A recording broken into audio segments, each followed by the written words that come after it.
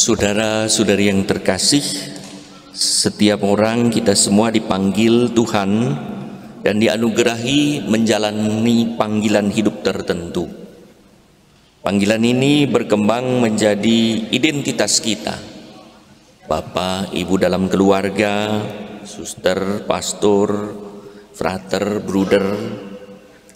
Kita diundang untuk mewujudkan identitas tersebut dalam aktivitas sehari-hari. Dalam kenyataannya identitas itu berlapis-lapis. Misalnya satu orang bisa menjadi anak dari orang tua, tapi pada saat yang sama bisa jadi juga menjadi orang tua dari anaknya, atau menjadi suami atau istri dari pasangan hidupnya. Dan pada saat yang sama bisa menjadi karyawan, atau juga bisa menjadi atasan, atau bisa menjadi umat Katolik. Setiap nama atau identitas itu menuntut aktivitas tertentu supaya orang bisa mengalami tenang dan senang.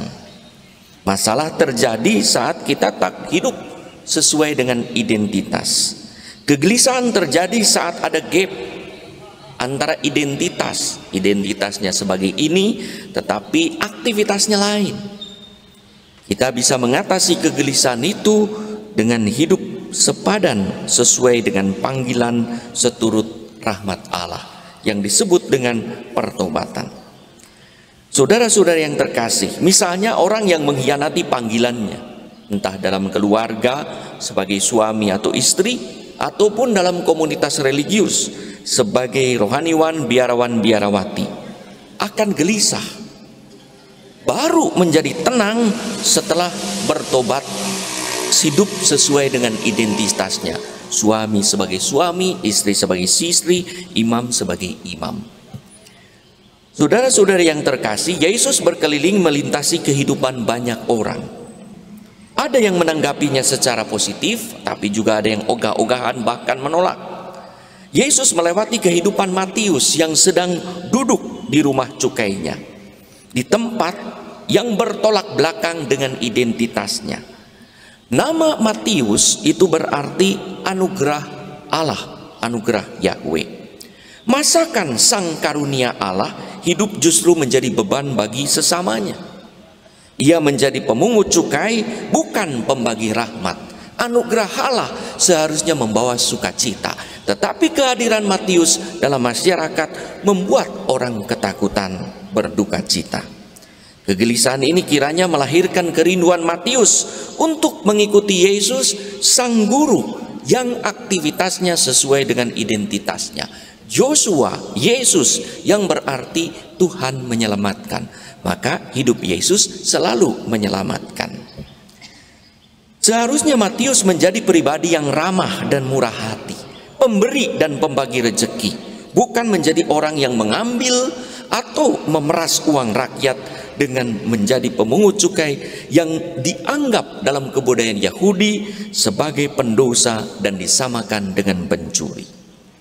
Saat Yesus memanggil, Matius kaget, tak menduga.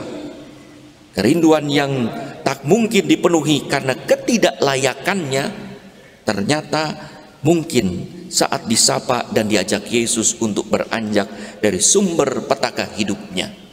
Maka saat dipanggil langsung, Matius tanpa tanya apapun langsung ikut. Matius segera beranjak dan meninggalkan rumah cukainya yang selama ini menjadi mata pencahariannya, yang sebetulnya secara ekonomi membuat dia sejahtera luar biasa, tetapi kemudian ditinggalkannya karena membuat dirinya gelisah, tak ada sukacita. Saat Matius mengikuti Yesus, kemudian saat Matius mengalami sukacita, dan itulah yang disebut dengan kembali kepada identitasnya, pertobatan.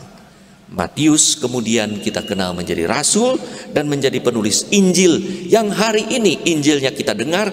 Ia mengajak kita untuk mengalami sukacita yang sama sehingga menjadi pewarta kabar gembira atau kabar sukacita. Yakini beraktivitas menjadi sesuai dengan identitasnya, yaitu menjadi anugerah Yahweh bagi umatnya sehingga mengalami sukacita. Saudara-saudari yang terkasih, apakah saat ini kita sedang tenang atau senang? Syukur kepada Allah. Sukacita adalah salah satu tanda bahwa kita hidup sedang sesuai dengan identitas kita. Apakah kita sekarang sedang susah atau gelisah? Bisa jadi ada sesuatu yang harus diperbaiki. Bisa jadi kita hidup belum sesuai dengan tuntutan identitas kita yang berlapis-lapis itu.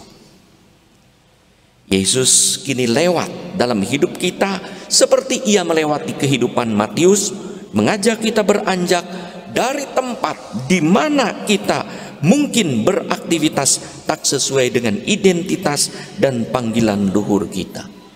Hanya dengan bertobat, kembali kepada Allah, kembali kepada jalan yang benar, mengikuti Yesus, kita akan mengalami hidup tenang dan senang, mengalami sukacita. Itulah pengalaman Santo Agustinus sebagai manusia yang harusnya mencari Allah, tetapi mencari dirinya sendiri hingga mengalami kegelisahan. Ia berkata, "Engkau Tuhan telah menjadikan kami untuk menjadi milik-Mu sendiri, dan hati kami gelisah sampai hati ini beristirahat di dalam Engkau." Ketika setelah didoakan 32 tahun bertobat, Agustinus mengalami sukacita, menjadi imam, menjadi uskup, dan akhirnya menjadi santo yang mendoakan kita.